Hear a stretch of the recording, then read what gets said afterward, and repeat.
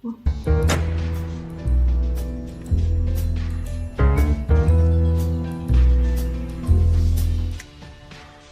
guys, good to see you. I know, other people are still on right now, but I had to come on because I said I was going to, so now I'm locked into it. But anyway, so we're just going to read more of our book tonight. You can look at it whenever you want to. It's fine, no big deal. You know how I am about this. I'm very easy. I just want to make sure my music's not too loud. So I'm putting on my little earbud to check it out. Okay, it's good. All right, now. All right, so, and I also have something else I'm going to show you today. I got a package in today and I'm pretty excited about it. It is something I'd ordered a while back, and I had a hard time getting it. And I'm going to explain this what happened. It's kind of funny.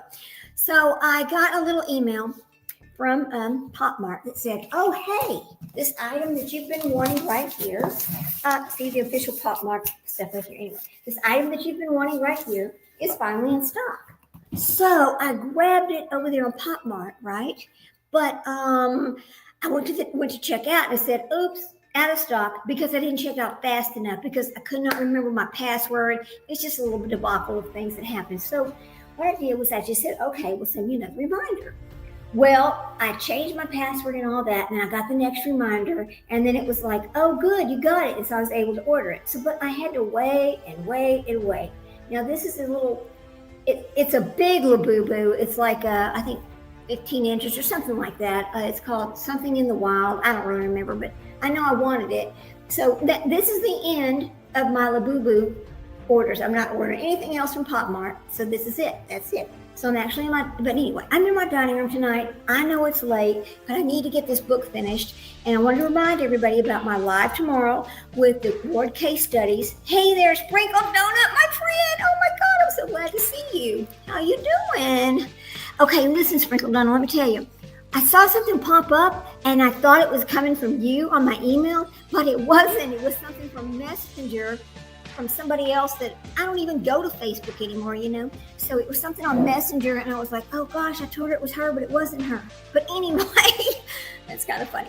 But what I wanted to do, Sprinkle Donut, was actually get your email so I could give you my actual phone number, because I don't want to put it out over here, right? So we can talk about it, because I know we're going to do a live together, and I want to talk about that too. But anyway, so good to see you. I just love going over to the word case studies and Alex together. They are so funny. I just love those two together. But anyway, glad to see you here. I was kind of watching something else, but listen, I know you know this. I can't hardly watch anymore about Sebastian. I want that child found, and it bugs me so bad that here we are, 18 months later, FBI comes out with all this stuff, and then everybody is now right back over there going over the same old thing, saying the FBI is wrong, right? And I'm just tired of it. I don't know what to say, girl. I'm just tired of it. It's just gotten old. I mean, you got to let them do their job, and now it's considered a cold case according to Jen Kalfendaffer. So that's the sad reality of what's going on in that case. And it's really heartbreaking, But anyway, so what I'm going to do today is, I don't know, have you caught up with the other chapters from our book that we're reading? I hope so, because she is so funny. So if you need to just listen while you do something else, that's fine too. Let me put my email over here. And okay, so I could not use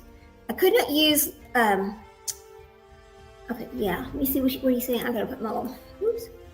Oh yeah, Sebastian, little monkey, I know. It really does get to us because nothing's changed. It's like they missed the boat. It's like even little monkey. Had they actually looked at every neighbor's house, they would have found that child, and this wouldn't have happened. That's how I feel about this. And they've also admitted that they did not search in everybody's house on Sebastian Street either. And that right there, they lost opportunities. They just lost the opportunities to do it, to do the right thing. So let me put this right here for you. I just can't see shit anymore. In October, I'm going to get, cataract surgery, so I don't have to be wearing these glasses when I'm trying to read and stuff. It's driving me insane. Oh boy, because they're just reading glasses, but they're almost like not strong enough, because what happened, I don't know if you know if you've had a cataract or if you ever Anyway, it's a weird thing, and I just can't stand it anyway. So this email address is actually this. You have to use the baby O. It would not let me put 0. I don't know why. It said that name was taken. All right, so I had to do a little red O. Let me put this here for you.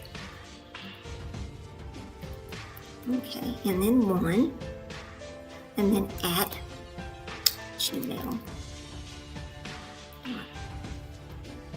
Okay, .com. Okay, so this is the actual email address for to get a hold of me. So here we go. Oh, stop it! Why I don't? Okay, this damn autocorrect for your spelling or whatever is over here driving me insane. I don't want that there. Come on, go away. Now, there you go. Okay.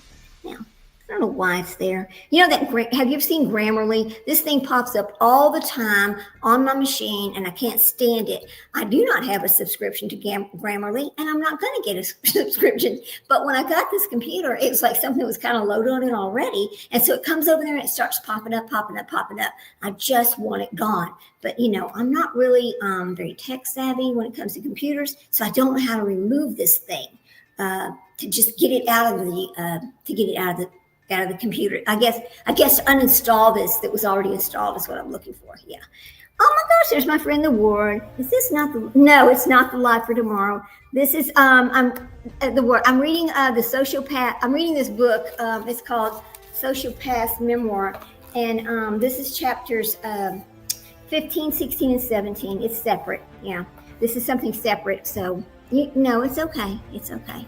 The live for tomorrow is set up for, did I put the time on there? I did. Yes, noon. I have not set up the live on here on StreamYard. I'll do that in just a minute to make it come out right. But anyway, no.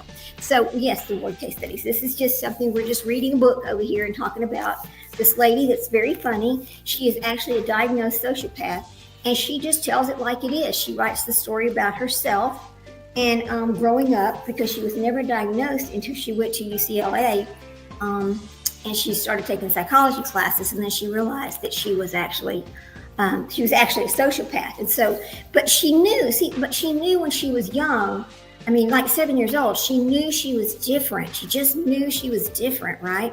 And her mother had such a hard time, but nobody knew what it was, and she just struggled. So anyway, that's what we're doing over here tonight, but I'm so glad you stopped by. I'm so sorry if I confused you, but I will fix the StreamYard thing when I get through doing this to where it shows up for tomorrow at noon. So I just really can't wait. I mean, I'll text you later about that. I'm just very excited. Okay. Oh, I'm sorry, the word. It's okay. It's noon. Central Standard Time, and I'll just text you later tomorrow or whatever about it, because I think we'll talk about that later, about how to go about this, because I was going to let people come on live with us if they want to talk about it. But anyway, nice to see you. So I think what I'm going to do is I'm going to go ahead and start reading so we can get on this, because I'm going to read 3 chapters of this book. It's really good. All right, you ready? The first chapter 15, is called Punk. And so I kind of just turn around like this and I'm reading because I need the light. But anyway, here's the key, she said. Will you go do it for me? Her name was Ariana, and she was a producer for MTV. She was also a friend. It was the morning of an elaborate prank that we were filming for Punk'd, a reality series on the network. Punk'd, wildly popular for a while, chronicled celebrities as they fell victim to carefully orchestrated practical jokes. An artist I represented from my father's company had been selected as an unwitting participant on the show. And Ariana, who was part of the productions crew, was pulling out all the stops, including a few surprises of her own.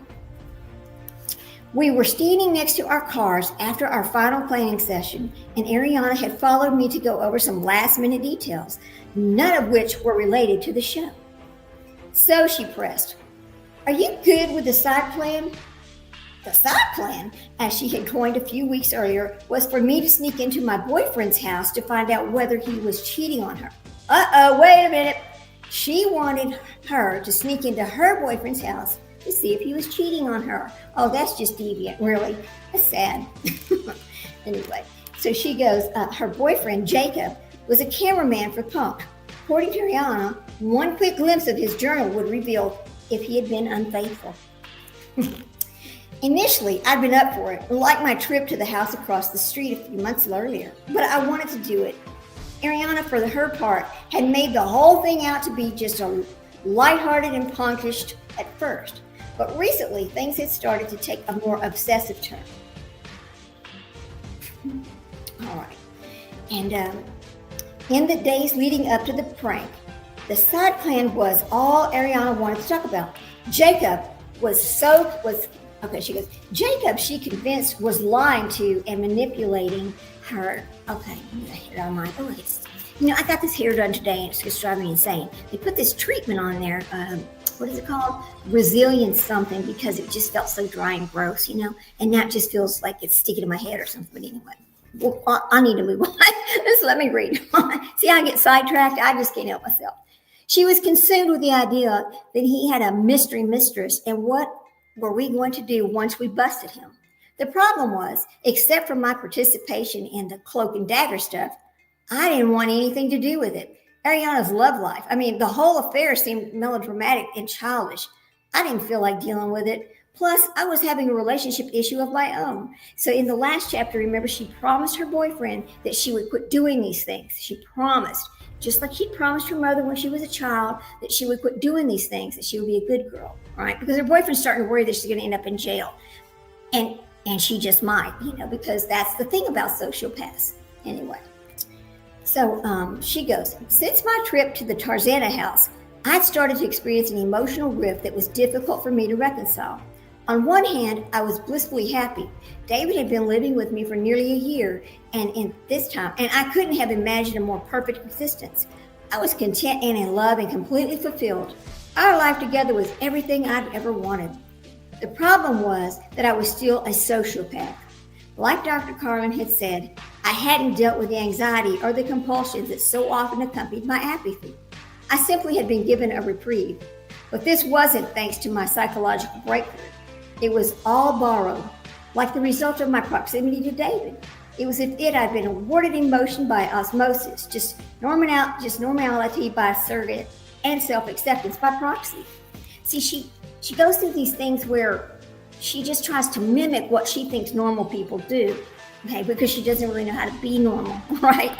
Anyway, she's just really interesting, actually. Anyway, she goes, being with David was like living a daydream, not just figuratively, but literally. I'd visualized it ever since I was 14 and our eyes met for the first time. I knew, but Dr. Carlin's warning about the pressure returning was never far from my thoughts, and I was afraid of messing this up. I don't blame her. I'd be afraid too.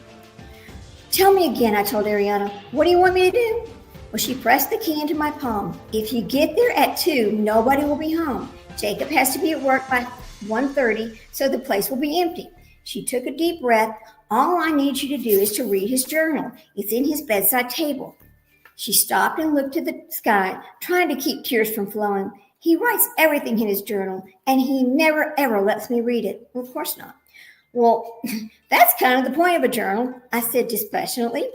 I turned the key over in my hand. Okay, Ariana, I pushed back one last time.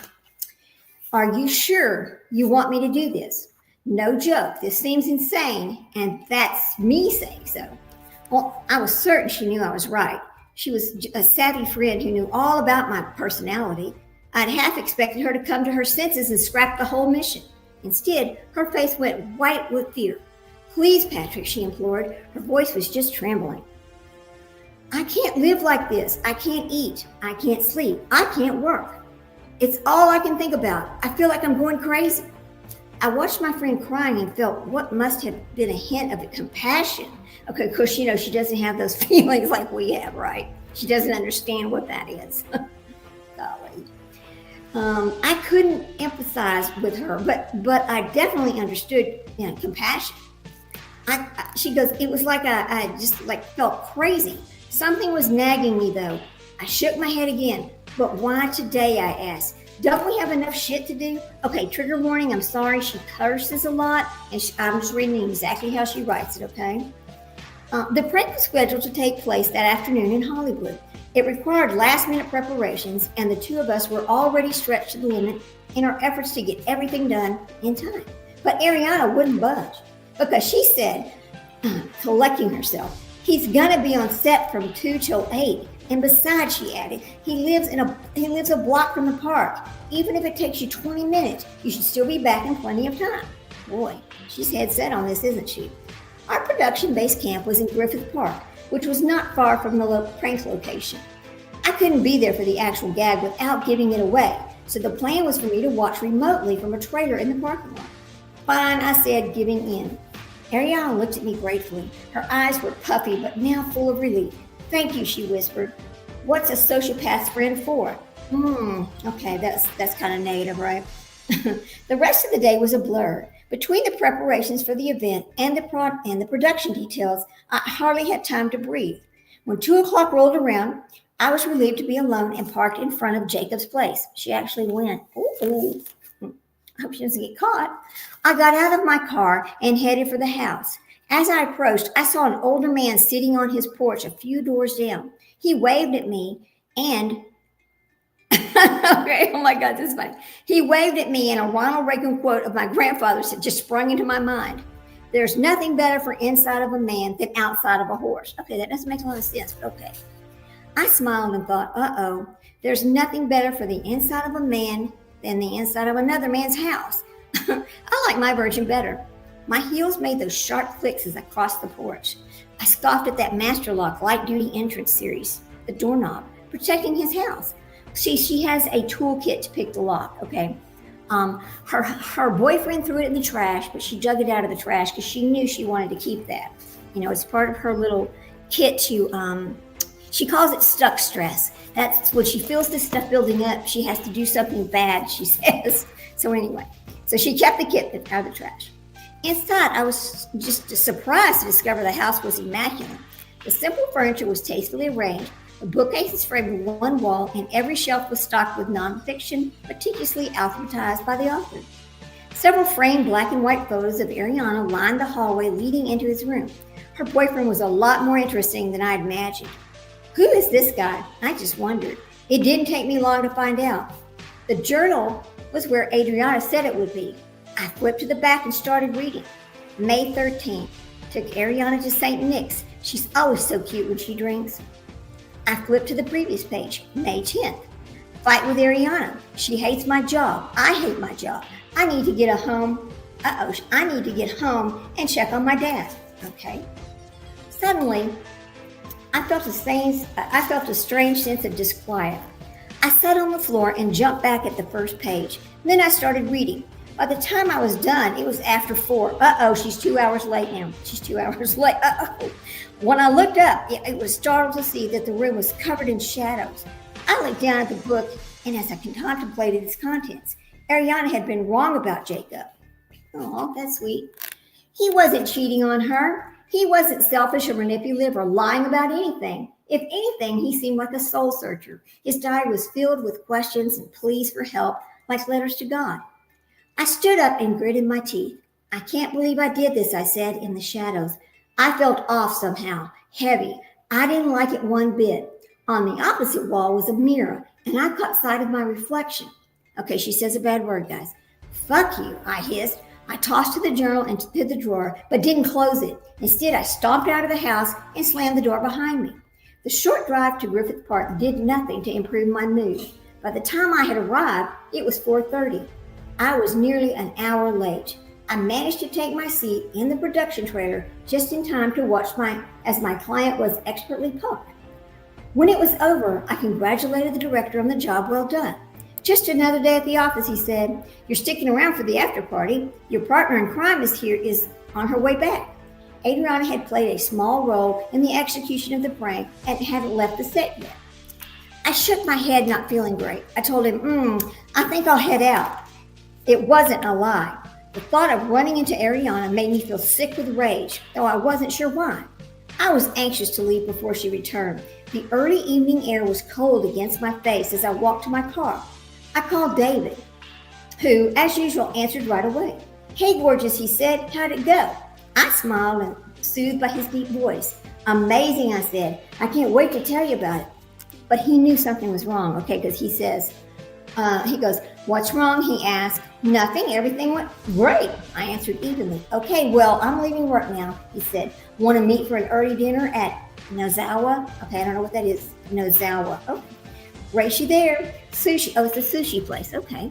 Sushi Nozawa was my favorite sushi spot in LA, but it wasn't the thought of a faith-based samushi that appealed to me that day. It was David. I hadn't been able to shake that strange oppression I'd felt since leaving Jacob's, and as soon as I heard his voice, I knew why. David was my anchor. He was the person I loved the most. He was the one who kept me safe, even if it was mostly from my own dark side. And what had I done? I'd separated myself from him and drifted out to sea. Nothing I had done that day felt good. None of it had triggered the psychological release that some part of me still seeking. And it made me furious, not just angry, but restless and desperate to swim back to my boyfriend and the normal life I'd managed to piece together with him. I hung up and had just reached the car when I heard my name shouted from across the park. "Patrick!" It was Ariana. She was yelling. She'd returned from the shoot and was heading my way. I forced a thin smile. "Hey," I said, "good prank." "Right?" Ariana beamed. "I mean, we totally nailed it. He almost shit himself when when we threatened to have him arrested. He had no idea what was happening." I smiled in spite of myself. It was amazing. "Wait," said Ariana, when she realized I was getting ready to go. "You're not leaving, are you?" "Yeah," I said. "I'm meeting David at Nazawana." "Well, hold on," she said, lowering her voice and looking around. "What happened? Did you do it?" Yep, I said curtly. "Read the whole thing." "And?" She just pressed. Obviously, my change in tone was good news, I said, trying to keep things light. "He definitely is not cheating on you." "Really?" Ariana grinned and put her hands on my shoulders, gently rocking me back and forth as if trying to shake me up or level. It's just one kind of reverie. "Oh, that's so great," she said. "Right?" I offered a compulsory nod. "He seems like a really good guy." I said, "You're lucky to have him. Speaking of which, David's waiting for me, so I really gotta go." She goes, "No, hold on," insisted Ariana, her hands still on my shoulders. The journal she pressed. What else did it say? Well, she just told her what it said, but she just can't accept what she was just told, I guess. Well, I shrugged indifferently. "Not much." "Not much?" Ariana asked, dropping her hands. "Yeah," I replied. "You asked me to find out if he's cheating on you. He's not. End of story." Oh, Adriana looked shocked. "You're really not going to tell me what else it said?" "No." At first, she was just dumbfounded. Then she put her hands on her hips. Her bratty side was rearing its ugly head. "Well, I want to know what's going on with him," she said, "and I think it's weird that you won't tell me." I glared at her. "Well, I think it's weird that you asked me to read it to begin with." I said, surrendering any pretense cordially. "So if you want to know what else he said, you can fucking break into his house and read it yourself." I'm sorry, she cusses a lot. I glared at her. "So what?" Ariana snapped. "Now you're mad at me?" "Well, I didn't do anything." "No, you had me do it." I said, "The whole thing was idiotic and I'm pissed at myself for agreeing to it. So if I were you, I would back the fuck off." Remember the old man sitting on the porch saw her go in there, right? Okay. "Look," I said, "it's been a long day. I just want to get out of here." I opened the car door and got in. Ariana looked sad and confused. I was reluctant to leave any emotional loose ends, so I took a deep breath and forced a conciliatory tone. "I apologize for yelling at you." I offered, like I said, "I'm just annoyed." "That's what I don't get," she said, after a beat, she's a little beat there. "Why are you annoyed?" "I already told you. I was exasperated now. It was a shitty thing to do." "What do you care?" Adriana said. "You're a sociopath." Okay, do you see what she just said to her? Why do you care? You're a sociopath. It was okay for her to do that. It didn't really matter because of her diagnosis, right? It was just horrible. Now it's quite rude, to be honest with you, but it's also like she's using this other person's mental ability or mental disability for her own good, for her own. Oh my God, it's terrible. That's terrible. All right. I stared at her, just rage quickly rising from the pit of my stomach. I sighed softly and dropped my head. Then I looked back up at her face barely visible, backlit by the sun. "Fuck you, Ariana," I said. Her mouth just dropped open. She took a step back in shock as I yanked my door shut, and then I shoved the key into the ignition and sped off. I don't blame her. I would be upset too. chapter 16 is called The Abyss. The next day, I told David what I had done. Determined to keep my end of the bargain, I left the Statue of Liberty keychain on the table for him to see when he got home. Okay, so in the other chapter, she had went into this house and she stole this, well, she didn't steal it because it's an empty house. It's just a broken piece of a keychain that she found. And so she told him, if you ever see this, you need to question me because that means I have had some stuck stress and I've done something, okay? So, to be honest, I'd hope he wouldn't notice it, or that he did, he'd ignore it, and we could just go about our lives as if nothing unorthodox had happened. I was wrong on both counts. This is fucked up, he concluded. We're sitting across from each other in the living room. He looked at me as if my confession was weighing on his conscience instead of mine. I'm serious, Patrice, he said. Do you feel bad about it at least? Well, Cleckley's List, number 6. Now, I talk about Cleckley's List a lot because Cleckley's List is this list that lists all the traits of a sociopath, you know. And so he is well aware of this list, and she's well aware of this list. So when things happen, he'll say, or she'll say, well, from the number or whatever on this list, you know, this is what happened. So anyway, Cleckley's List, number 6, lack of remorse or shame, okay. I don't know, I said. When I finished reading it, I definitely felt different. Not like I normally do when I've done something bad. What does that mean, he asked. I was annoyed. You know exactly what I meant. We discussed this so many times. So why, once again, was he asking questions when he already knew the answer? I steadied my gaze and took a deep breath, trying hard not to betray my frustration. As I've said before, I began, my voice clipped but steady. Normally, I'd feel happy, you know, like relieved. I tried to remember exactly how I felt after reading Jacob's journal, but I didn't. I told him.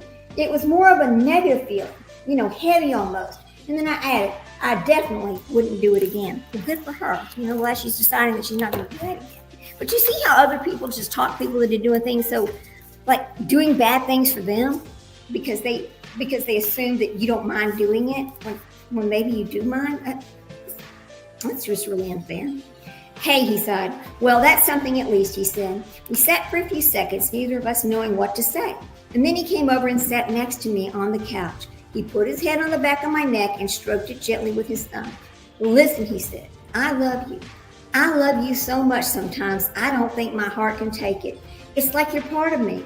Nothing you could ever do changes that. Nothing. I nodded, my teeth just tugging one corner of my mouth and my lower lip. It's hard for me to understand sometimes. How could you break into someone's house and read their journal and then have dinner with me like nothing happened? That's what bothers me. Why didn't you tell me? Well, I'm telling you now. I shrugged and toyed with the fringe on one of the couch pillows. And technically, I didn't break in. I offered David and then David glared at me. Oh my God.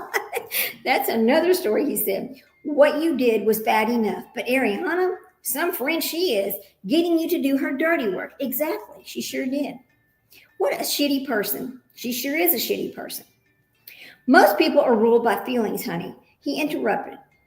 I know, but people who can't control those feelings are dangerous. At least they are to me. Okay, he said, pulling me close. So maybe you need to be more careful with who you tell about your condition. His tone felt patronizing, and I just recoiled. Okay, David, not cool, he snarled. David had become increasingly weary of my father. He hated that I worked for Dad and wanted me to quit. His biggest concern was how often I was expected to attend meetings and late-night concerts for work, usually with men in the music industry.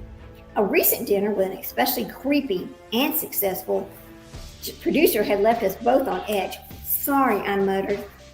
My point, David went on, is that I think your diagnosis gets used against you. Yes, I think her diagnosis gets used against her as well. But here's the thing about it. I don't know why she tells people. I mean, why does she feel the need to tell people? You know, that's what I don't understand. People know you'll bend the rules, that you can steal and lie and break into places and do God knows what else without caring. It's attractive to assholes. It's like you have some superpower they can exploit. Well, I don't see that, I said. That's because you're not an asshole, David explained. But trust me, most people are. You're different, and that's appealing to people who either can't or won't do the things. They use you. He waited for me to understand and then added, I think your dad uses you sometimes. I know Ariana did. It was hard to argue. You're right about Ariana, I said, but I don't think my dad is like that. We sat in silence for a minute. Finally, David said, regardless, I don't think you should be so open about how you feel or don't feel. There's no upside. He sat up on the couch. Think about the research, he said. What have you told me 1,000 times? I just smirked. That it's okay to lie if you plan to tell the truth eventually. Well, no, it's not okay to tell a lie if you plan to tell the truth eventually. That's like that old saying that people use, well, it's better to ask for forgiveness than it is to ask for permission, right? That's that same type of a thing. Okay. So he rolled his eyes. That sociopaths don't always do the wrong thing. So why open yourself to exploitation? He shook his head. You have a choice about whether you want to be a bad sociopath or a good one. And it's your choice, Patrick, not anyone else's. The following week, I just barged into Dr. Carlin's office. I did something last week. Before you say anything, I want you to know, I know it was wrong, and I won't do it again. But I didn't do it for reasons I used to do stuff like that. This was different, but it's really not different. See, it is the same. Dr. Carlin listened as I confessed to going into the house across the street months earlier. I told her about David and the keychain too, and then explained what had happened recently with Ariana and David's reaction to it. When I was done, she was skeptical. How is this any different? Because I wanted to do it, I explained. I made the choice. I admit it wasn't the best choice, but what's important is that I didn't feel compelled to do it. If anything, in the case of Ariana, I did it to help someone else. Okay, she thinks she helped somebody else, but not really, right? She just did dirty work and she was used. Okay. Your psychological, oh boy, no. Oh my God. The therapist side, she was clearly unimpressed, but it was still wrong, Patrick, she said. I just nodded. No, I know, I said, but my point is that without the feeling of compulsion, without the anxious reaction to the apathy that compels so much of my bad behavior, the inherent psychological traits of sociopathy aren't necessarily negative, I explained. In fact, I think I remember having this exact conversation with Dr. Slack. Your psychology professor? Yes, I said. When I first started researching, I saw that most sociopathic traits are behavioral. Lying, stealing, manipulation, antisocial tendencies. That's all behavior. And Dr. Carlin pressed, and those behaviors are wrong, right? They're explicitly bad. I said using air quotes. There's no room for interpretation, right? But the psychological characteristics of sociopathy are not good or bad. I continue. Like there's nothing wrong with apathy. You can use that trait to make bad choices or good ones. And the more we can normalize things like that, the more that the sociopaths can be educated to understand that they're not wrong or bad. The less stress they're likely to have about it. Ergo, the less compelled they'll feel to act out because of it. Well, Dr. Carlin gestured for me to keep going. Look, sociopaths might not be able to do anything about their psychological makeup, but they can be educated on changing their behaviors. I realized it when David said it was like a superpower. Sociopaths are unique because, by default, we don't internalize things based on a feeling or peer pressure. At least I don't. I have that struggle. And David thinks this is a superpower, she asked. I leaned forward and excitedly in my seat.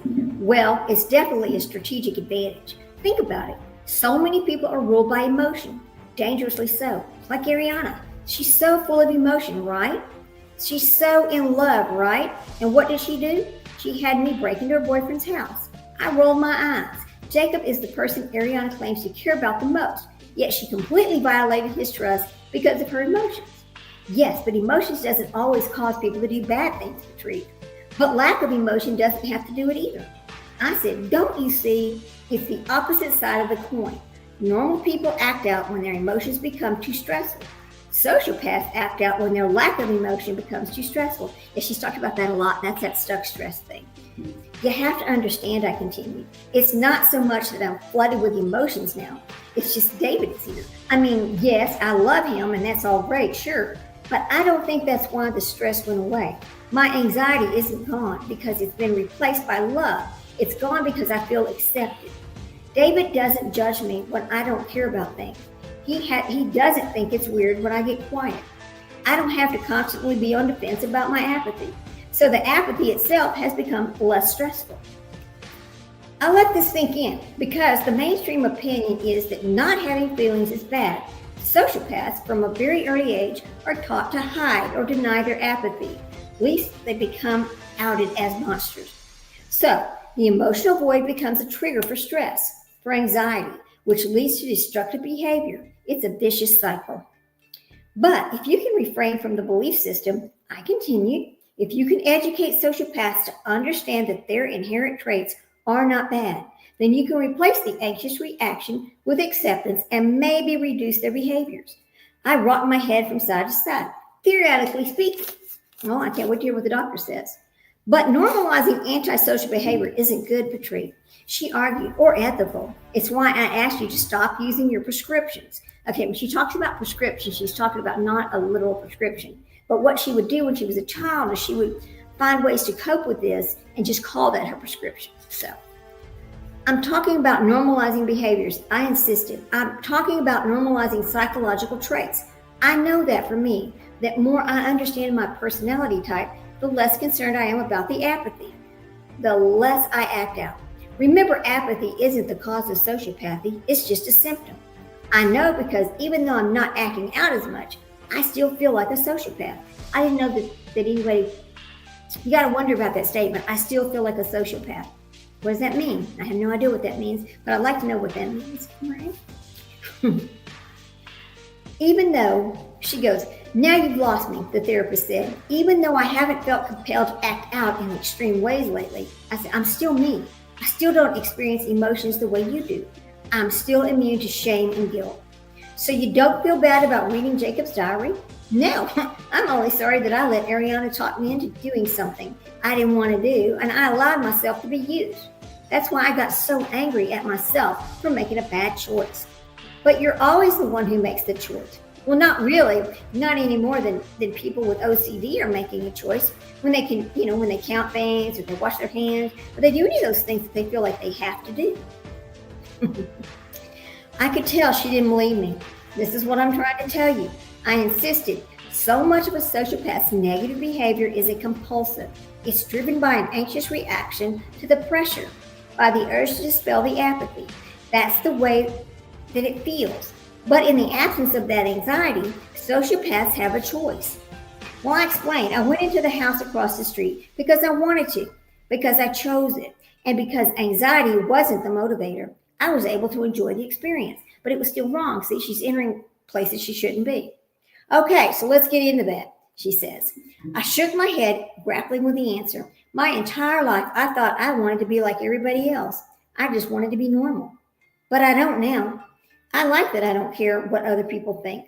I like that I'm not weighed down by guilt like everyone else. If I'm being really honest, I said, even like the apathy sometimes, feeling like nothing, it reminds me of the Great Blue Hole. Dr. Carlin blinked. The what? I smiled and told her about the Great Blue Hole. It's this sinkhole off the coast of Belize. It's hundreds of feet deep, and all around in the water's light blue and crystal clear. But over it, where the sea flows drops out, the water's black. I looked out the window. It's one of the only things that has ever truly petrified me, I said. As a child, when I would see pictures of it, just the thought of swimming across it always made me want to. My voice just trailed off and I felt a deep sense of stillness. Maybe you want to what? Well, I frowned and looked at her in the eye. Hurt, I said. She raised her eyebrows and waited for me to go on. My apathy always felt like an abyss, even before I realized it, even when I was a kid. I looked down and felt myself just disappearing into the patterns of the carpet. I think I was scared of it because I never knew what monsters would come out of the darkness. And now, she asked. Well, I just shrugged. Well, now I've met the monster, I smiled, and I surrendered. The room was quiet enough to hear the clock ticking. After the shadows made their way into the corners of the office and settled around me like an old companion, that's when it hit me. This is how it should be, I said softly. This, I repeated, is how sociopaths should feel. This is the hope. I was starting to relax, sitting here right now, and for maybe the first time since I was a kid, I like who I am. I am at peace with what I am. And I am starting to realize that the only thing I ever didn't like was what I was doing. I didn't like my behavior. Well, Dr. Carlin just nodded. This is the other side of darkness. It's how all sociopaths feel. I scowled, and it's not fair that they can't. I don't understand, she said. Why can't they? Okay, I like this. I like Dr. Carlin, but I think that this writer has a good point here. But I mean, she should know she grew up with all of this. I shrugged because there's no one around to explain it. The only ones talking are the sociopaths. Now, this was the previous chapter, was the sociopaths, people who will say, oh, I'm just a sociopath, but they're really not. They're just pretending, okay? The only people writing books are idiots with bullshit information. I just complained. I mean, how are real sociopaths supposed to figure things out? Well, you seem to have figured it out, Dr. Carlin offered. I got lucky, I said with a sarcastic laugh. The only reason I understand any of this is because I just happened to find a bunch of research inside a library. I looked out the window again as I settled back against the couch cushions. Well, what about all the people who aren't so lucky, I asked, lifting my hands weakly. Where are the therapists for them? Where are the support groups for them? I was just exasperated. Where are the books for them? Dr. Carlin waited a beat and then said, so write one. And she did write. This is the book, and this is the one she wrote. She goes, so write one. I looked at her like she was crazy. I've said this before, Patrick. I think you have a real gift for psychology. I think you should look into graduate school. And she studied my reaction, and I think you should write a book. I was just stunned. Who am I to write a book? Well, you're a well-adjusted sociopath for starters, she laughed. Right, I said. I am a sociopath. Who the fuck's going to believe anything I say? Other sociopaths. Like you said, you can relate. You know what it's like to live with this. You've got a unique perspective because you can dissect it from both a personal and a professional point of view. Even if you don't have all the answers, you have the insight to understand other sociopaths and to help them just like you've helped yourself. I returned to my now familiar view of the park. They say sociopaths are impulsive, irrational, incapable of introspections, she added. And then she shook her head. Not from where I'm sitting. They say sociopaths can't love, but I've seen you love. She leaned forward to get my attention. They say sociopaths are incapable of empathy.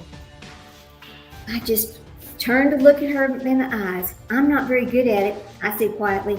Oh, yes, you are. And she protested. With other sociopaths, she leaned back and folded her arms. Now tell me, who else can do that?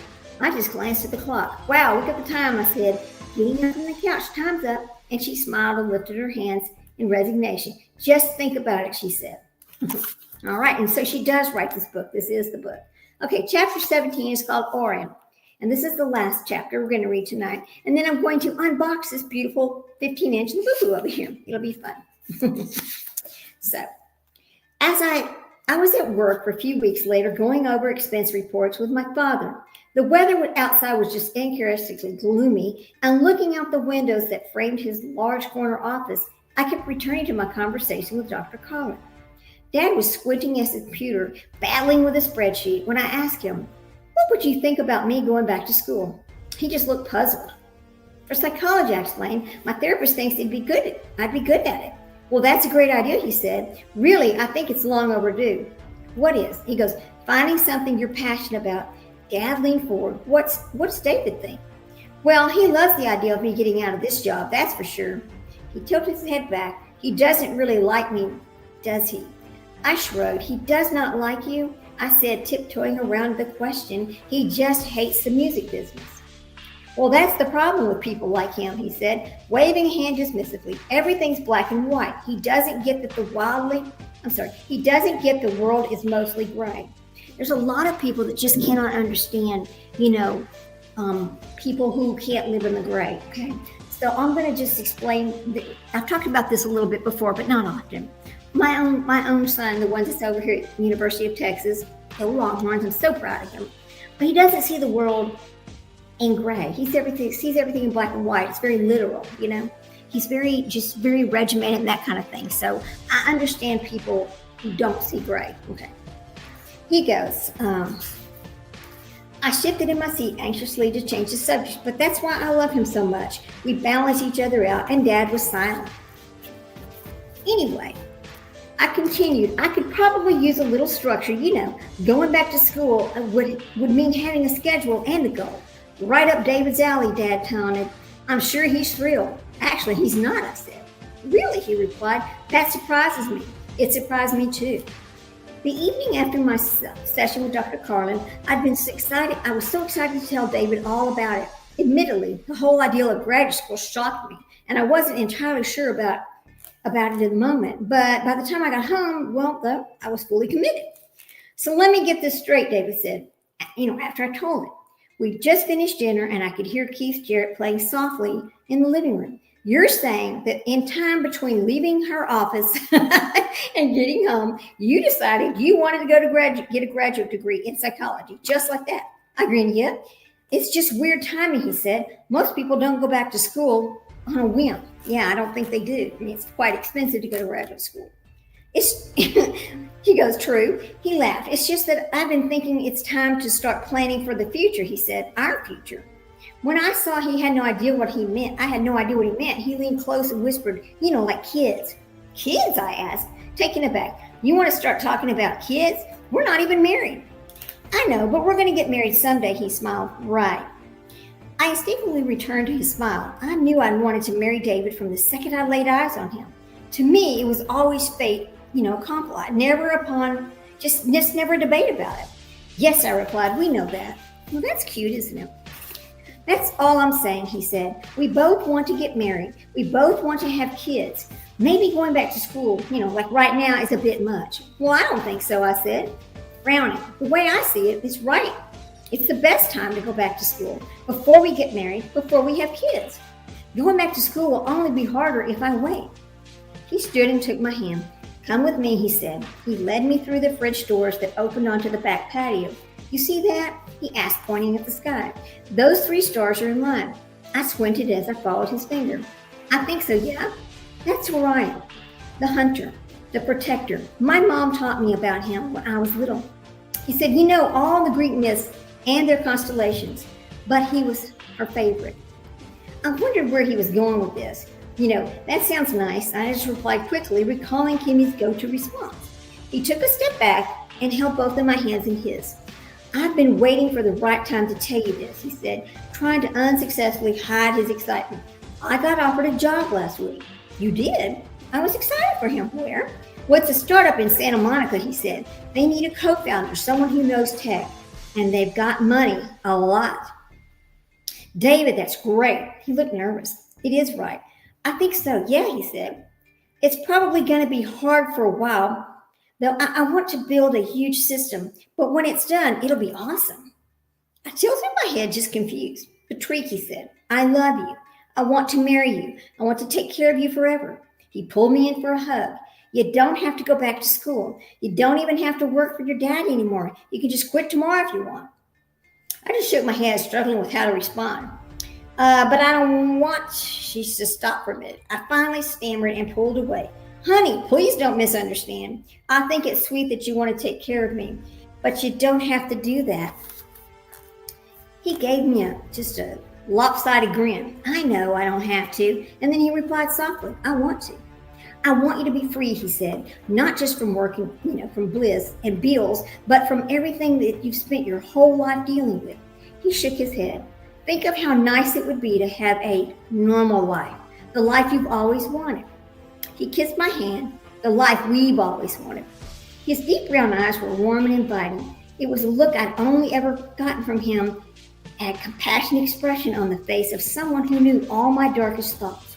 David didn't kid himself about the battles that, raged inside my head. He wasn't in denial about the atrocious things that I was capable, he was not in denial about the atrocious things I was capable of doing. What's more, he accepted them. In the instant, I felt completely seen. It was as though I was speaking to my soul, saying things I'd only ever whispered to myself for as long as I could remember. I wanted it, too, more than either of us could have possibly imagined. The idea, the type of freedom, that type of life, I swear to God that I tried. For months, I strived to push all the thoughts about school and sociopathy to the side. David started his new job soon, and afterwards, I continued working for my dad. But I had to admit things between us were no longer the same. David had been right about the longer hours.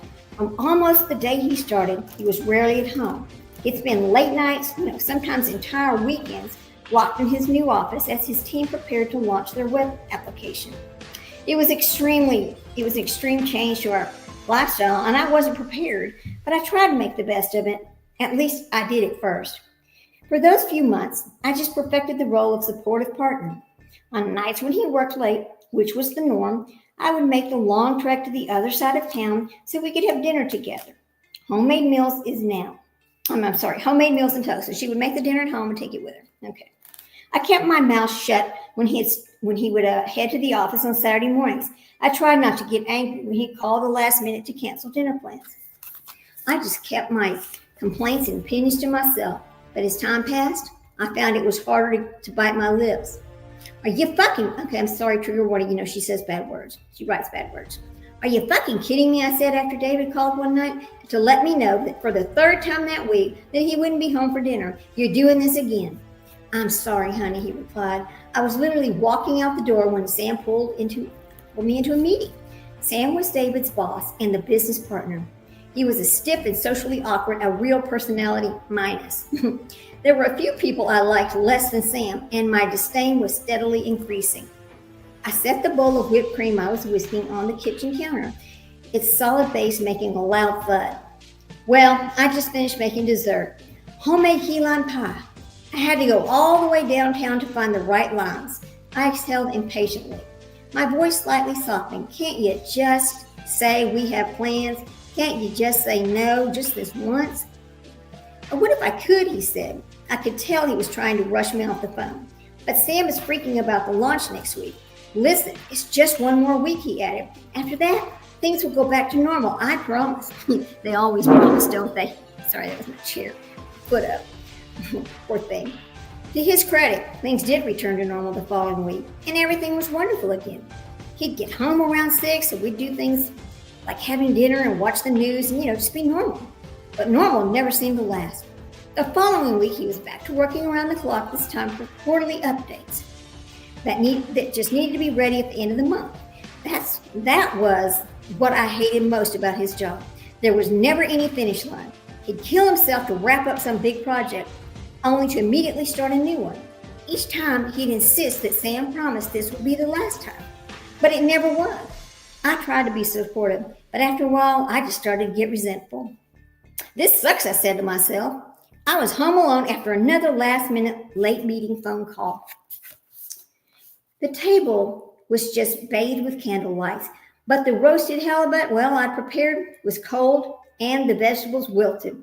I picked up David's glass of wine and just drained its contents. Then I walked into the living room and turned the record player's volume rebelliously high and made my way up to the window seat. I looked at the yard across the street, wishing the Tarzana house was still empty, or at least that its new owners hadn't been paranoid freaks who'd installed a bunch of security cameras. Okay, so she would sneak across the street a lot and just go into this empty house, just to find peace. She said she found peace there. Hypnotic notes of blues and bass just filled the room, and I rested my head against the wall. I gazed into the kitchen at the pyramid of apples I'd perfectly assembled on the vintage cake stand, and I fought myself thinking about the movie. She just found herself thinking about that movie, Beaches. In the film, Barbara Hensley's character, Hillary, had been given a law career to provide a cozy home for her successful husband. One morning, on his way out the door to the work, the husband asked what she'd planned to do with her day. Well, I'm going to buy a wrench, she tells him. The husband thinks for a second and then says, super. He didn't even pay attention that she was going to buy a wrench. I think I remember seeing this movie. I'm going to drink my little coffee I made. I think I do remember seeing this movie. Okay. All right. That's kind of funny. Hillary offers a weak smile. In the dining area where the scene takes place, a plate of apples sits next to a pitcher of coffee. She takes one and sets it on top of her head, staring straight ahead at her husband as he leaves for work. My eyes narrowed as I started my own apple tower. She's going to walk over and get an apple. I rose from the bench and I walked to the kitchen. There I plucked a ripe Granny Smith and leaned over the island counter. I took a bite of the apple and balanced it on the top of my head. Maybe I should buy a wrench, I just muttered. It sounded like a decent idea, one that wouldn't have been completely out of character. A large part of me wanted to run out and buy the wrench that instant. I could think of a lot of ways I might use it, most notably against the side of Sam's car, which I knew was parked alongside David's at the office. Yet something told me that Hershey's character was not going wrench shopping because of some to-be-determined antisocial task. She was doing it because she had nothing better to do, and I was furious that I could suddenly relate. David's claims that he wanted us to have a normal life was authentic, but his idea of normal wasn't the same as mine.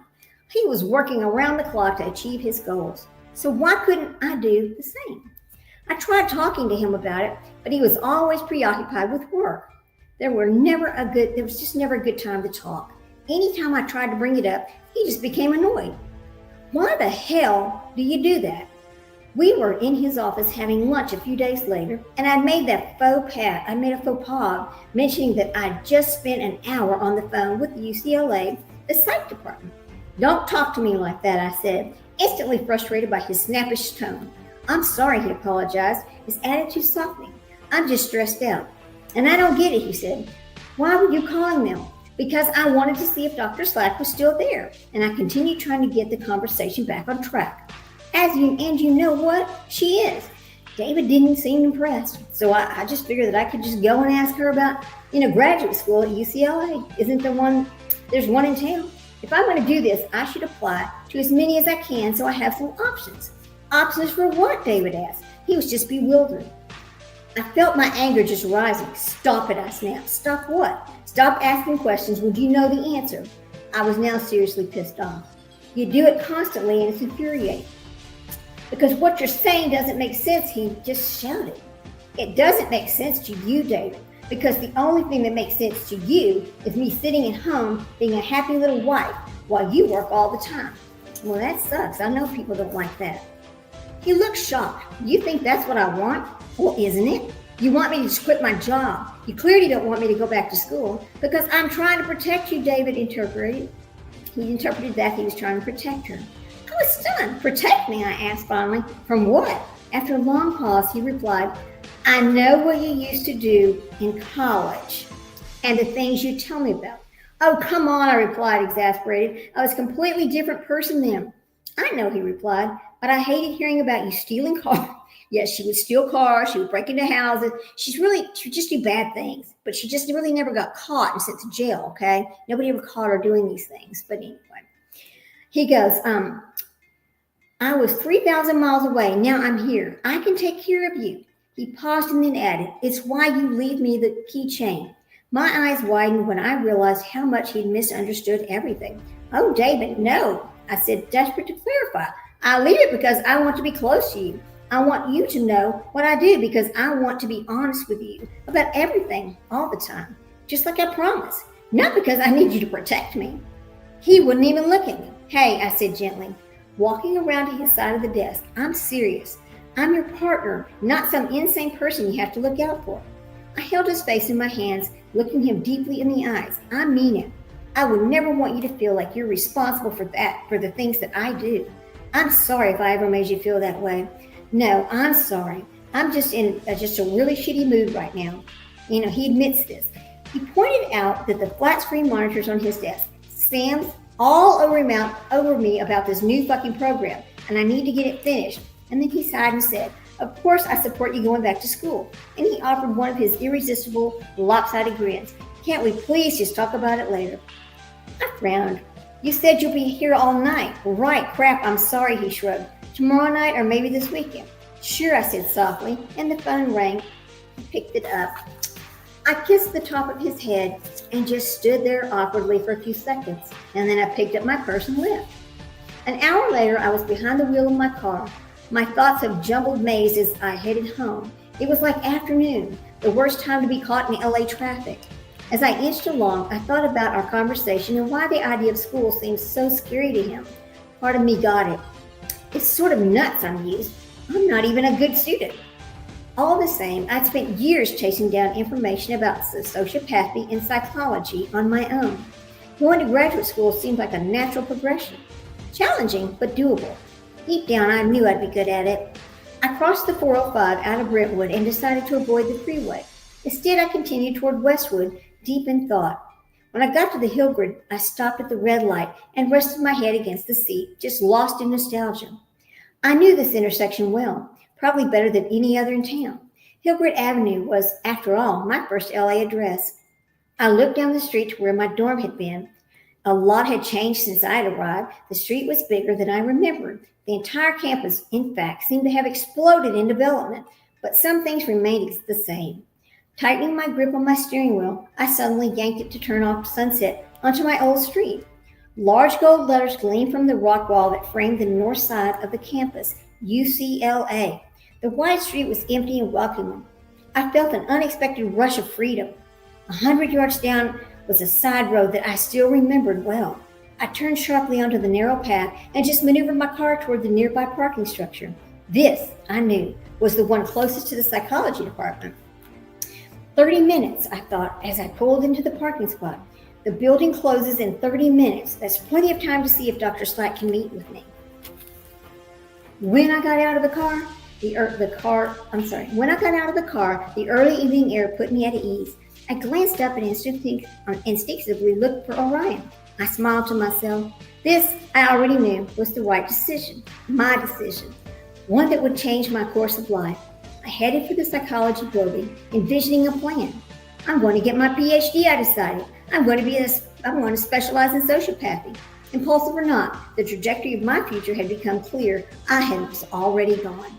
Okay, so we're going to start on part 3 next. All right. Anyway, hey Elizabeth, how you doing? I hope you're enjoying this book. I mean, she's a funny writer, you know. Now we're going to do something a little bit fun. And so tomorrow at noon Central Standard Time, myself and the Ward Case Studies is going to come on, and we're going to be going over Eileen Wuornos, who is a serial killer. And the question is she a sociopath? Is she a psychopath? Or is it something else? What happened to Eileen Wuornos that caused her to be a serial killer? So come on back. It's out there. Come on back at noon. We're all going to talk about that tomorrow. I'm going to let people, call in and give me their opinions. But for fun, we're going to do this right now. And this is this. We're going to just unbox this right here. So this is I wish I could make this bigger. Hang on, guys. Let's see if we can get this to be bigger over. I don't like that black thing. Just a minute. Because I don't think you can see the whole thing. So let me see. Let me see if we can fix the style over here. What is that over there? Oh, there we go. All right. There's the whole. Okay. Now, so we're going to unbox this thing. And this is actually a 15-inch something wild Labubu. All right. Now, at the very beginning, I kind of talked about this for a minute. It's something that I had Metro Goldwyn Mayer, UCLA graduate. Oh, good. I'm so glad. So glad to see you here. This is so I don't know if you heard about this woman. Her name is Patrick, G-A-G-N-E, PhD, and she is a diagnosed sociopath. And she grew up she always knew she was different. And I came across her. I was watching something she was live talking about. And I was like, oh my gosh, I've got to read that book. I've got to understand her because I really liked her, She's just very insightful, but she also makes it not so drastic. She makes it fun too, which is, I know for some people they're going, it's not funny. No, it's not funny, but she seems to be able to tell her story and it has some fun in it. So this is this weird thing that I had ordered. Okay, and when I first tried to order it, I couldn't remember my password and all that other kind of crap, right? So I lost it. So then it came up again, and I had remembered my password and all that, and I was able to order it. But then I had to wait because this stuff actually shipped from China, So let me see if I can pull this open without having to get a knife because I really don't want to. Okay, here we go. Anyway, now I don't know if you're familiar with Pop Mart. Oh my God, Labubu. Now the Pop Mart is it's crazy how hard it is to order things. Okay, hang on. Let me get my little scissors, y'all. Hang on.